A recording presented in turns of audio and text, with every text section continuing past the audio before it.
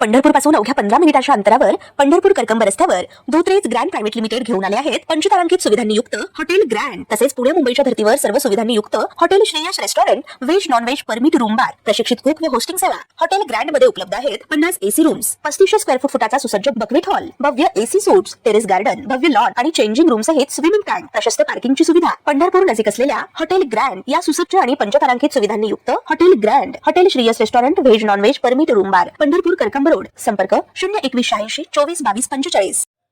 बुलढाण्यातून एक धक्कादायक बातमी समोर आली आहे। संग्रामपूर तालुक्यातील सोनाळा येथे एका तरुणाने टोकाचा निर्णय घेत आपलं जीवन संपवलं आहे।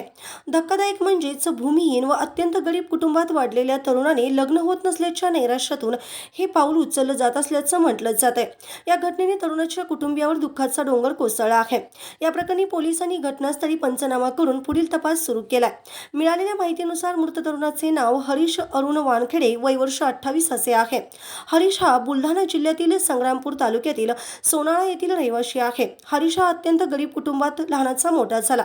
मागील 2 ते 3 वर्षापासून त्याचे वडील त्याच्या लग्नासाठी प्रयत्न करत होते, मात्र घरातली परिस्थिती हालाकीची। आर्थिक परिस्थितीमुळे त्याला मुलगी देण्यास कोणीही तयार नव्हते, त्यामुळे तो सतत तणावाखाली असायचा। आपले लग्न होत नाही या चिंतेने त्याने टोकाचा निर्णय घेतला।